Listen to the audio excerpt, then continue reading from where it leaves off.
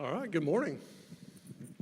So this morning we have Pablo Vega, CEO from ERCOT, and Manu, Asthana, CEO from PJM, joining us for a conversation. A little bit of feedback there. Conversation about grid challenges and how innovation can help us meet those challenges. So Manu joined PJM in 2020 and has leadership experience across the electric industry, including areas of electricity, natural gas trading, power generation, competitive retail electricity, grid operations, and risk management. Pablo has been with ERCOT since 2022, and like Manu, he has a wide array of experience in the energy industry, financial services, and banking. He has worked at NiSource, AEP, and in consulting roles. So we're glad to have both you guys this morning. You know, PJM and ERCOT are two of the most visible interconnects in the country. And so this morning is a chance to compare and contrast some of the challenges and some of the innovations that are needed to meet those challenges. So this morning, let's start with the large load build out. I think it's a topic that everyone's interested in. So the DOE has reported that data center demand has tripled in the last decade. However, they've also reported that demand will triple again in the next 3 years. So Pablo, can you kind of put a historic context on what this large load demand means, what we're seeing in the ERCOT grid, and where that strain is starting to show up in some of our planning and operations? Yeah, I appreciate that. Thank you, Woody. And first off, I want to also just extend my deep thanks to Manu for being here today and helping to make this event the kind of high-quality events that we want to do each year with this community. And I have to say that this is a much nicer opportunity to be sitting next to Manu, because the last time I sat in front of people next to Manu, I was in front of a congressional subcommittee answering questions about the reliability of the grid. Although, to be fair, Manu answered most of those questions, and so it was probably a little more traumatizing for Manu than it was for me. But the time that we're in right now, I think, is one of the most interesting ones to be a part of in this industry, because there really isn't a recent precedence for what we're facing ahead of us. You have to go back to the 1940s and 50s, to the post-World War II era, to really look at an explosion of economic growth and industrialization and electric demand to try to find parallels to today. But those parallels, I don't think, work adequately today, and for a variety of reasons. You know, back in those days, when you were expanding and developing large energy-consuming businesses, you generally had the opportunity to plan your infrastructure in such a way to meet it and do it concurrently. And it would take, 4 to 5 years to build a power plant, and 4 to 5 years to build a big steel mill, and 4 to 5 years to build a transmission to connect it all. And today we're facing a very different future. We're facing a future where the demand growth is more rapid than that. It outpaces the infrastructure that's needed to serve it, which means that we have to start planning infrastructure before the first shovel gets turned on the demand that's coming our way, which makes it all the more critical and so important to really understand that demand and to really understand what's coming. We're also, I think, starting from a unique place in that we have already seen over the course of the last 10 years, at least in ERCOT, where we're starting from in this position, is we've seen continued pretty strong growth across the ERCOT service area. And we've seen, the grid, the reserve margins in our grid get tighter as a result of that. And so we're starting from a position where those reserve margins are already feeling some of the pressures of the strong economy that Texas has experienced over the last decade. And then facing what looks like a very daunting and accelerating demand profile that is going to require a significant amount of infrastructure in order to serve it. So I think we're facing a very different challenge today than we've really ever faced before in the various stages that this market has evolved through. Now, there's opportunities, I think, to deal with that. We'll probably talk a little bit more about that in the coming moments. But this is, I think, a very unique moment in time in ERCOT from that sense, because we really are, we're not, I won't say starting from behind the ball, but we really have to get moving today and with purpose and with focus in order to be able to meet the challenge if we think that this growth opportunity can really be achieved to the degree that all of us believe that it can. Yeah. And Manu, from a PJM perspective, or you see something similar, or are there some differences with PJM? Yeah, thanks a lot, Woody. Let me say good morning, folks, and it is just a pleasure to be in my home state of Texas, talking to ERCOT stakeholders. I've spent most of my career actually focused on ERCOT, the last 6 years up in PJM. It's a happy place for me to be back here talking to you today. So large loads, right? We are in an incredibly exciting period, I think, in our industry. From PJM's perspective, we've seen pretty flat demand growth. If you look back for the last decade and a half, right? Population growth offset by energy efficiency. We are seeing for the first time rapid demand growth. And PJM is particularly interestingly situated. When we have one county in one state through which my understanding is roughly 70% of the world's internet traffic flows. It's Loudoun County in Virginia, which is the heart of PJM. And so we're at ground zero for this data center surge. Give you some numbers. Right? Last year, peak load, we served about 154 gigawatts. 2030, we think peak load, 186 gigawatts. So 32 gigawatts of growth, of which 30 is projected to be data centers. And we're seeing it, right? We just set a new all-time winter peak record, 145 gigawatts, Jan 22nd of this year. We are seeing the load show up. I don't know if it'll show up at exactly the pace we forecast, faster, slower, but it's real. At the same time, we have seen a lot of fossil-based thermal generation retire. And when you try to balance out that balance sheet, that resource adequacy balance sheet, it is clear that we're in for some transitional period where the traditional way of thinking about resource adequacy isn't necessarily going to cut it, right? We can't necessarily just build a new generator in time to meet this demand. As Pablo said, it takes 18 months to build a data center. In our region, it takes 5 to 7 years to build a combined cycle from scratch. And so we're in for this transitional period where we're going to have to think differently about resource adequacy. And I think that's where all of you come in. That's where all of our stakeholders come in. I mean, this is the promise of competitive markets, right? It is the ability to innovate to solve these challenges. And I think we are headed into a period where we're going to have to innovate, whether that innovation is data center load flexibility, other demand flexibility, ways to access backup generation on the grid, whatever it is. I mean, I think that is the power of innovation. I don't know the answer. I can ask the question, and the market delivers the answer. And so I'm excited about where we are. It is a critical period for us to get right because serving this load is critical, I think, to the advancement of our national economy, our state economies, and frankly, our national security. Yeah. Well, this is an innovation summit, and these large loads, we think of them as something that has to be served, and we've got to figure out ways of getting them served, but they also offer some opportunities. And so from a grid planning, a grid operations perspective, this new capability, these new kinds of being able to, new computing power, what kind of opportunities do you think that gives us from an innovation standpoint for operating and planning the grid going into the future? Is there anything that we can talk about this morning at the Innovation Summit that pertains to that? Yeah, I think it's a really kind of interesting kind of observation and reality that the very challenge we're talking about, how to meet the demands and the growth that are coming our way, can be solved by the very vehicles that are creating those challenges. And I think that I don't think it's ironic at all. I think it actually makes a lot of sense because the challenges that are ahead of us, they're more focused, at least in our world here in ERCOT, we focus a lot on kind of the tail event risks that we manage as a grid. I don't think we've got fundamentally an energy problem in this grid. We've got a lot of energy that is available in this market.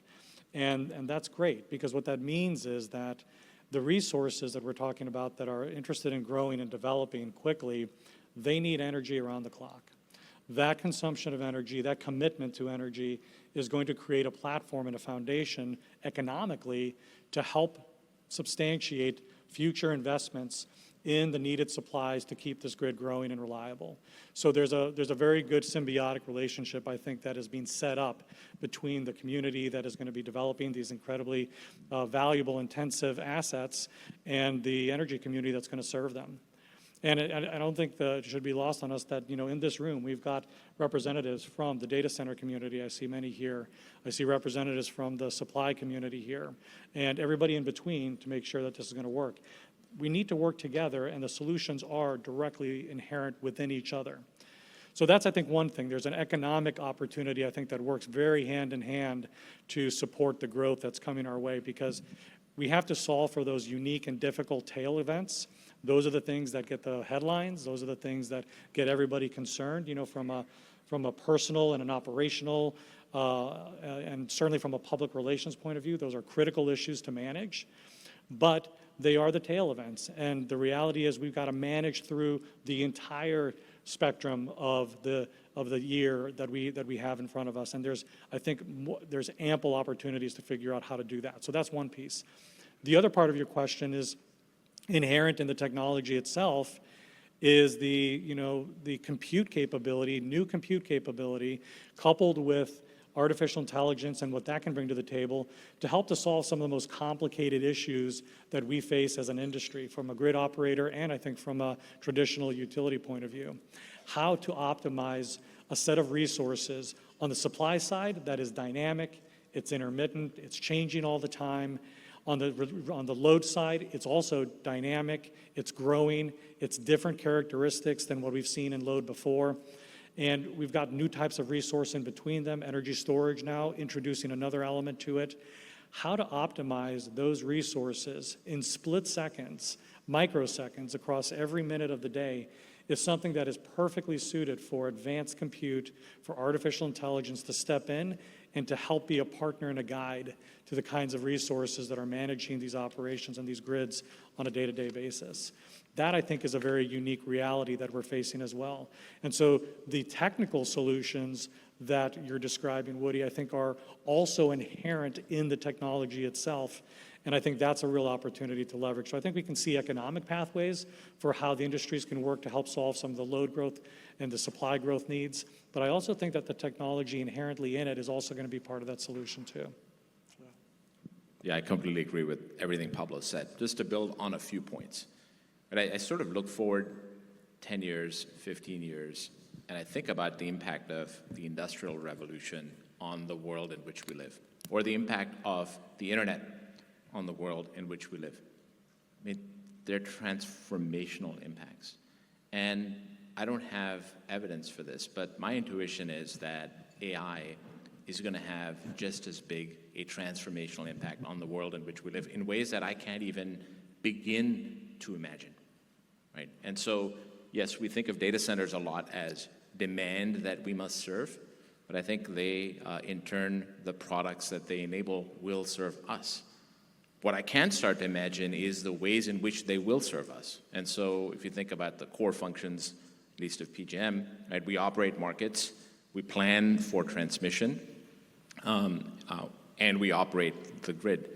And I think in each of those areas, you will see the impact of AI start to transform our business. PJM just announced a collaboration with Google and Tapestry to use Google DeepMind AI to enhance our interconnection process, which, by the way, is already sped up significantly. I mean, we have, by the end of next year, we will have 120 gigawatts of generation processed through our queue, with hopefully most of that having interconnection agreements. Add on top of that the possibilities from Google DeepMind AI. It's really exciting. Right? You think about the control room of the future. The grid that we manage is changing. A lot more inverter-based resources that have different characteristics. You'll hear from Dr. Emmanuel Bernabeu from PJM later today, but when you had the blackout in Spain and Portugal, I immediately texted Emmanuel and said, hey, can you tell me something about this? And he said, I don't have the data to be able to tell, but we need PMU data But imagine the power of taking that phaser data and using AI to process it in real time and provide insights to control room operators that could perhaps even be actioned automatically. I mean, there's just incredible capability here that's coming our way, and we have to be oriented towards that future to try to fold that capability into what we do. And so we're working on that at PJM. I know ERCOT is very deeply working on that, and any help that all of you provide, right? I mean, the answers to these really critical challenges are not inside our walls. They're going to come from outside, and we have to be open to adopting them. Yeah. So Manu, earlier you talked a little bit about generation. So let's talk about generation. What do you see from a PJM perspective as the biggest challenges that are coming to, I mean, obviously we got a lot of load growth. So what's the biggest challenge that we're going to see from a generation standpoint and from getting that generation online, whether it's co-location or standalone projects or just keeping the existing generation up and running for a period of time? Yeah, look, when I testified at Congress with Pablo, part of what I said was we need to keep the generation that we have. Right? Today, PJM has about 35, 36 gigawatts of coal generation that we use to keep the lights on. And in sort of our national conversation, I think sometimes people assume that, oh, the coal's all gone. Well, we're using it on a cold day to keep the lights on. And I think it's okay for people to say we want, and I personally believe climate change is real and is another challenge that we need to deal with. But at the end of the day, our job is to keep the lights on. And so we need to keep the generation that we have until the replacement is here. I think that's sort of the biggest thing. Number two, I think we need to accelerate throughput through the queue. So that's a lot of the innovation that I talked about earlier with our interconnection queue. But I think third, through this transitional period, Woody, we're going to need demand flexibility in a way that we have not imagined it before. And we have, I think, one of the largest organized demand response markets in the world. We have about 8 gigawatts of DR available in the control room today. I think we're going to need 20. And I don't think, as Pablo said, right, we're not short energy. It's not that we need it all the time. We have enough capacity most of the time, but we need it during peak. We need it during extreme events. And I think a market-based approach is one of the best ways to figure out the most efficient providers of demand response. Right? My hypothesis is, hey, these data centers have backup diesels, for example. Right? Could they provide some of that capability? But it may be that there are other providers of demand response that are willing to do it at a lower price, and that's the power of a market. But I think that demand flexibility is going to be a much bigger part of our resource mix, at least through this transition for the next 5 years, I predict. Yeah, Pablo, we have probably a larger percentage of IBR type generation here. What kind of innovations do you see as being necessary in the next few years in order to further incorporate that IBR? Yeah, I think we've seen the kind of the impact of how kind of an economic model, kind of a pure economic model, creates assets and resource investment profiles in our state.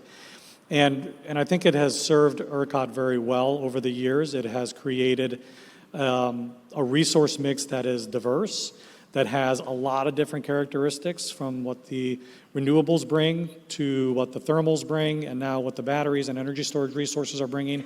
There are very different characteristics, to each of those types of assets, and we leverage those for the system, for the benefit of the system, the cost profile, the environmental profile, the reliability profile. Now, as you look forward, we have to recognize, I think, some realities that are some of the challenges ahead of us. And so one is this country hasn't been in a build mode of thermal dispatchable resources for well over 5 years. It's been more 5 to 10 years. It's been a trickle of new thermal resources being developed in this country, while we've seen a real explosion and taking off of renewables. We have to restart that engine again. We realize that in order to have a long-term, around-the-clock reliable solution, you need a diverse portfolio that is going to bring those characteristics to bear every hour of the day. And that requires enough balance in all sides of that resource mix. I expect in ERCOT we'll continue to see the growth of renewables, because I think the economic foundation is strong for it here, and we happen to have the fuel for it. We've got great wind and solar characteristics in this state. And so, it's not just the economics, but you also have to have the fuel supply. So we're well positioned on that regard. But I also know that we're well positioned when it comes to the fuel supply for our thermal resources. And whether that be, natural gas in its different forms, or we can talk about nuclear, the potential for that. But we're going to need those resources to come back into balance in the long term in order to be able to deliver a complete, robust system over time. One that is both economic and reliable. And so I think that's something that we have to continue to have the conversation about how do we do that? How do we restart that engine? There's a real question for the country. How do we restart it from a supply chain point of view, get the manufacturing capacity and get the supply chains and all of that up and running? That's happening today. But then we have to restart it from a market design point of view as well. We need to create a market that values the characteristics of that reliability, values the capabilities to meet those peak and those tail events and those extreme periods in the same ways that we value the other characteristics that are bringing resources onto our grid today. And I think that's a conversation that's going to need to persist in Texas. And it's a little different than in PJM, because those conversations, as you pointed out, you're dealing with 26 different senators, you're dealing with 13 different governors, you're dealing with, just a completely different type of a policy environment than what we deal with here in ERCOT. So making this kind of transformative change in PJM in contrast to ERCOT is fundamentally different. But at the core, we're going to have to figure out how to make that transition and how to restart that engine to create a balanced portfolio if we're going to meet and deliver on the needs of this load growth ahead of us. I want to echo and reemphasize the demand flexibility point that Manu brought up, because I think that's a big part of the solution in the future. I think specifically to the data center community, as I learn more about the capabilities of AI data centers and how learning modes are different from their kind of longer-term inference modes, and the geographic independence of AI in contrast to the geographic kind of dependencies that you have from more traditional data centers, those differing characteristics create real opportunity to be able to shift and move compute around the world as it relates to what you're needing from that AI system on a given day. And that can then be solved with software. Software could introduce the ability to orchestrate that compute in such a way that is well integrated and interconnected to what a grid operator or utility company needs.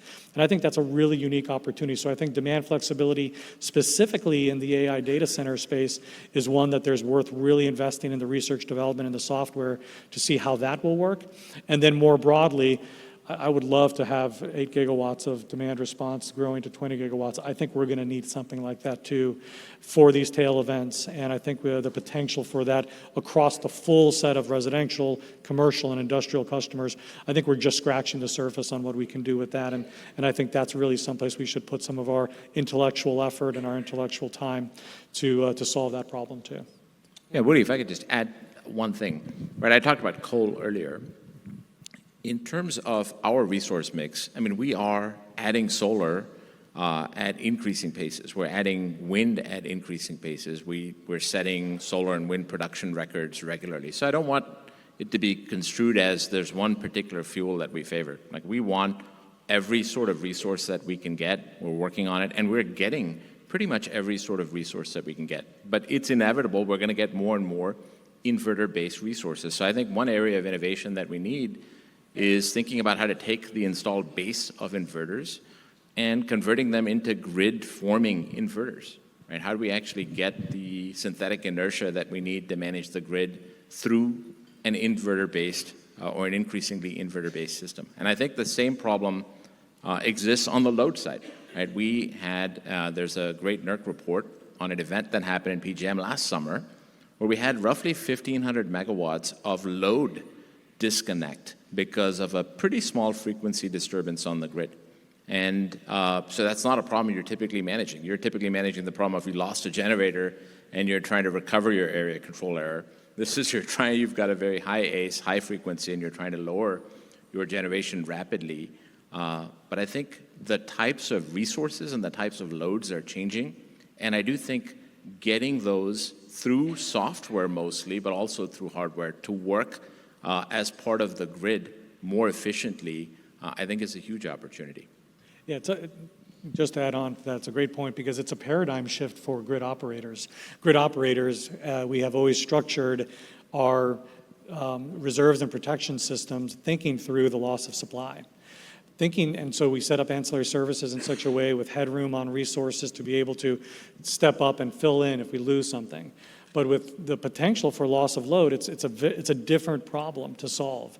You're looking for this tail room to be able to very quickly respond in a different way, and it has different solutions and a different set of services, I think, that are going to be needed to be able to manage that risk. And so the challenges that are being introduced from both the supply mix and from the load side mix, I think is tremendous. And that's where, again, innovative, fast-acting, artificial intelligence, partnering with human experience is going to need to work together to figure out how to solve these incredibly complex and quick issues.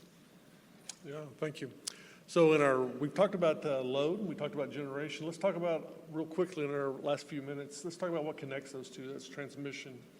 So going forward, do we think there are any fundamental innovations that we're going to need to have to plan and operate the transmission system? Or are there some things that we're going to have to do differently in the coming years from what we do today to have a transmission system that can connect that generation and load? Yeah, I'll just start by saying I think we're going to have some challenges here in ERCOT, and maybe different than what you're going to experience or go through, because we've so clearly segmented our transmission system from our generator world, from our consumer and retail world. And I think we're going to have to actually get more networked and integrated and work together to solve these issues. I think transmission solutions could be provided by different types of resources that today might get looked at as a generation resource, but would have the ability to provide a service. And I think about energy storage in particular. Energy storage could be part of a transmission solution in order to be able to absorb certain changes in the grid, oscillations, fluctuations, fault tolerances. That would be part of what would normally be considered, the generator class here in ERCOT.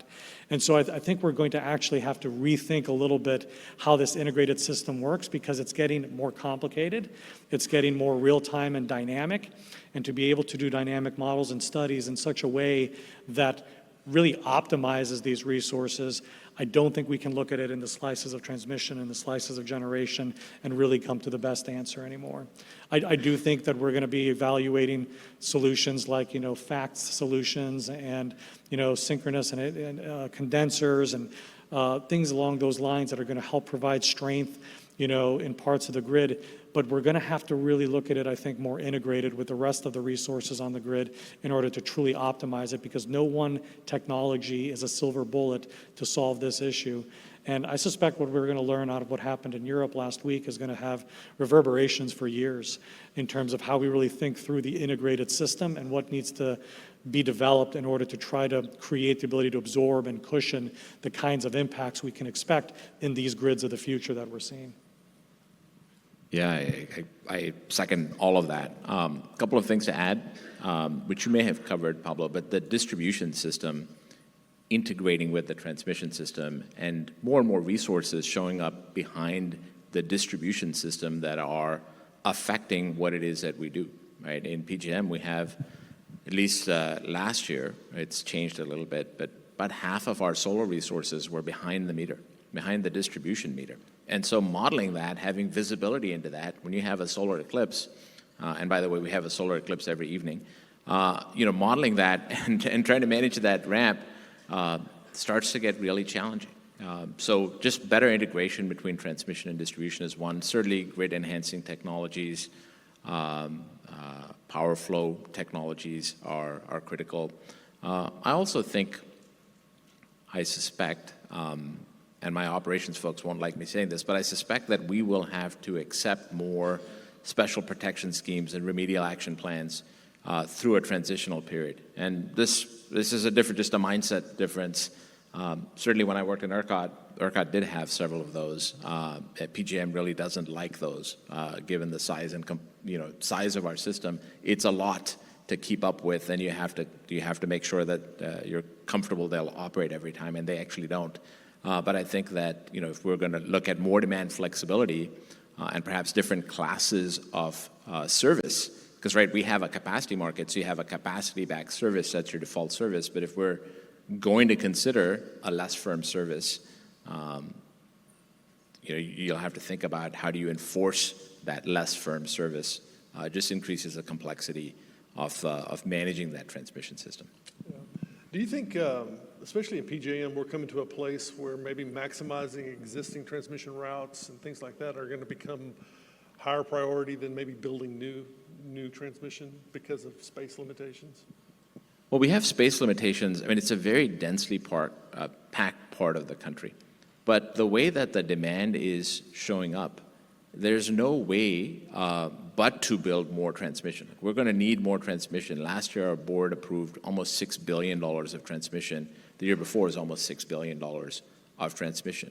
Now, this is multi-state transmission, typically through, and a chunk of it this year was 765 kV transmission, right? So this is big infrastructure through densely populated areas that is difficult to build. But there's no way around it, Woody. I mean, I think we're going to have to, as Pablo said, think carefully between transmission and generation choices that can solve the same problem. But at the end of the day, we need more of both, and both are difficult to build right now. Okay, so let's go back to generation just real quick. New types of generation, new technologies. What do we think about the nuclear, small modular nuclear reactor future? Is that a viable, and if it is, when and how much? I think it is. I think it's very viable, and I think there's a couple of big hurdles that I think have to be overcome in order for this to really grow to the scale that frankly I think we need it to. The first hurdle is the economic hurdle. So we're facing this kind of first-of-a-kind challenge with a lot of differing types of new technologies in the small and in the micro nuclear reactor space. These designs are safer than they've ever been before. They're more innovative in terms of the ways that they can produce both heat and electricity. And the fact that these designs actually do produce incredibly high levels of heat and electricity creates a different potential consumer for those services, which I think helps a little bit on the economics because it has kind of dual value on each side of that. But it's still facing that first-of-a-kind economic hurdle. And so we really need to figure out collectively as a country and a set of states, how do we want to lean into that to get over that and get to that nth of a kind? So I think that's the first hurdle. The second hurdle is, making the process of the licensing more efficient. And we have to recognize that once we kind of get, the technical specs and the safety parameters and the environmental parameters understood on these new technologies, we have to be able to allow this licensing process to move a little bit more in line with the ability for us to prove the efficacy and the safety of these new systems. That's a hurdle I think we're facing right now. I think it is going to be streamlined. I think it is being focused on.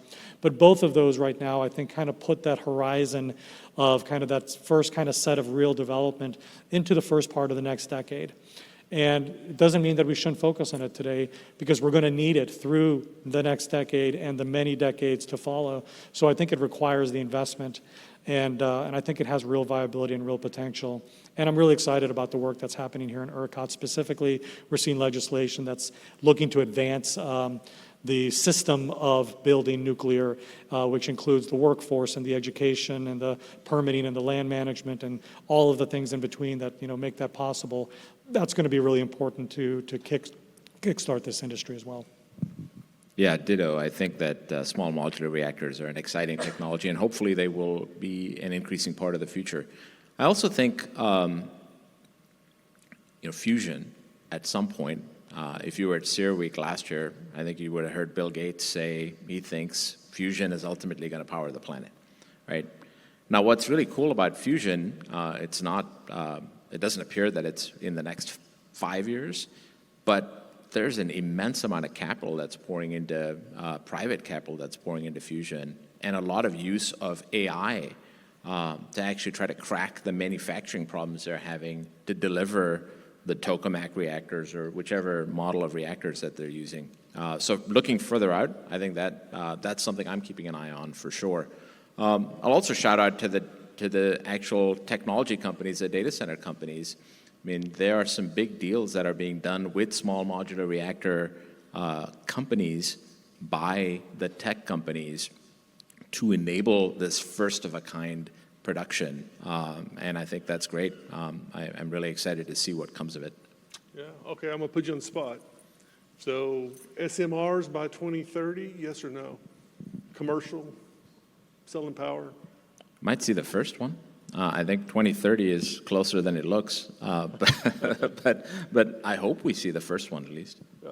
Yeah, I think so too. I think we'll start to see those that have gotten furthest into the licensing process and are closest right now to the ability to be at commercial scale in 5 years. Yeah. Okay. Well, thank you guys this morning. I really appreciate the time, the great conversation. We'll get on with the rest of our summit, but thank you very much. Thanks a lot, folks. Thanks, Have a Woody. great summit. Thank you all. Thank you.